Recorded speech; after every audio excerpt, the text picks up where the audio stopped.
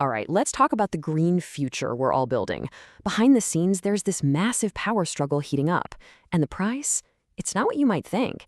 It's this one metal, nickel, that's become one of the most important things on the entire planet. So here's a question for you. Think about that next car you might be eyeing, maybe an electric one. What in the world could connect that car to a high-stakes global power struggle? It seems totally unrelated, right? Well, the answer is critical minerals. And specifically, the star of our show today is nickel. You see, it's a huge deal in the lithium-ion batteries that power not just EVs, but also store renewable energy. The bottom line is, whoever controls the nickel supply has a ton of power over our entire green energy future. And that sets the stage for what people are calling the new mineral race. You know, you can almost forget the oil wars of the last century. The big fight in this century, it's all about the raw materials we need to build a sustainable world. And right at the very heart of this race, you've got this intense rivalry between the United States and China. For both of them, getting a grip on minerals like nickel isn't just about money. No, it's way bigger. It's about national security. It's about global influence. So how is this whole race actually playing out? Well, there's one country that has put itself right in the middle of this whole thing.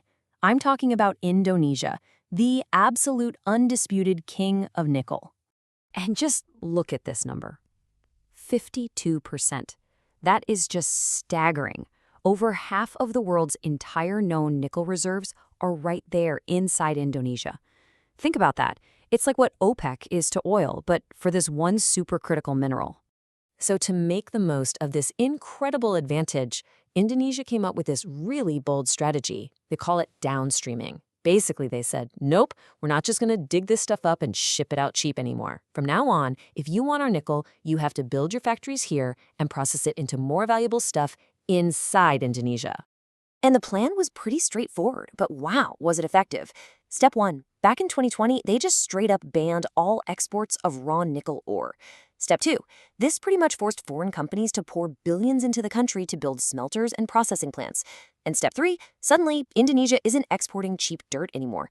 They're exporting finished, high-value goods like stainless steel and key battery parts. So who stepped up to the plate with all that investment? Well, the main player by a long shot was China. I mean, just in 2023, Chinese companies poured $5.6 billion into Indonesia's nickel sector. They brought the cash, and just as importantly, they brought the tech to make this whole downstreaming thing actually work. But you know, a partnership that successful, it doesn't go unnoticed, especially not by America. All of a sudden, the US looks over and sees its biggest rival locking down a supercritical part of the green energy supply chain. And that put Indonesia squarely on their radar. And this is where we get to the real heart of the conflict. The United States basically decided, no way, we cannot let China dominate this sector. And so they made a huge countermove, one that was designed to completely change the rules of the game for everybody. So what you have here is this fundamental clash of strategies. On one side, you've got China's model. Just go in and invest directly. And on the other side, you've got the US counter, the Inflation Reduction Act, or the IRA. Now, the IRA offers these massive tax credits for electric vehicles, which sounds great, but there are some major strings attached, and those strings are specifically designed to build a new supply chain that cuts China out. And this is exactly where Indonesia gets caught in a really tough spot. See, to get those juicy US tax credits, your battery materials have to come from an official US trading partner. Well, Indonesia isn't one, at least not yet. But here's the real kicker. The subsidies are totally off the table if the minerals come from a company that's more than 25% Chinese-owned. And guess what? That describes a huge chunk of Indonesia's entire nickel industry. So with all this pressure coming from the US, Indonesia has to start looking for new friends, right? New partners to help them walk through this geopolitical minefield.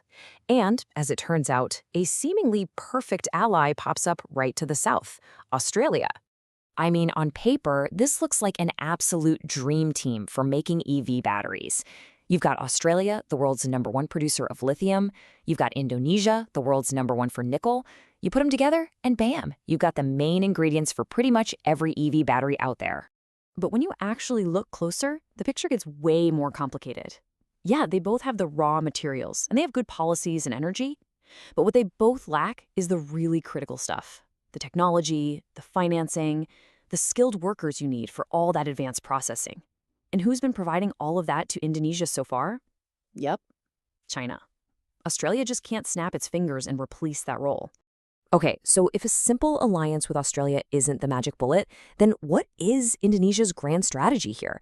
How in the world do you play this incredibly tricky game without getting totally crushed between these two giants? Well, the answer is this really smart diplomatic play called a hedging strategy. Think of it like this. Instead of picking a side, Indonesia is trying to stay flexible. It's balancing its relationships with all the big players, all to protect its own interests. And this isn't just some theory, you can actually see them doing it. They're keeping that super important economic partnership with China going strong. But at the exact same time, they're at the negotiating table with the US, trying to hammer out a trade deal. And on top of all that, they're building new ties with countries like France and South Korea, trying to get investment from lots of different places, not just one. This quote really just sums it all up perfectly. Indonesia is basically walking a diplomatic tightrope. They're trying to bring in new partners to make the West happy, but they have to do it so carefully so they don't upset China, which is still, by far, the biggest player in their most important industry. When you get right down to it, Indonesia's high-stakes game with nickel is a really fascinating test for the world we live in today.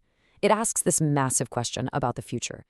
In a world that's more and more about the US versus China, can a country in the middle, a country with something everyone wants, can it actually play the giants off each other to carve out its own future? The answer to that question might just decide the fate of our entire green transition.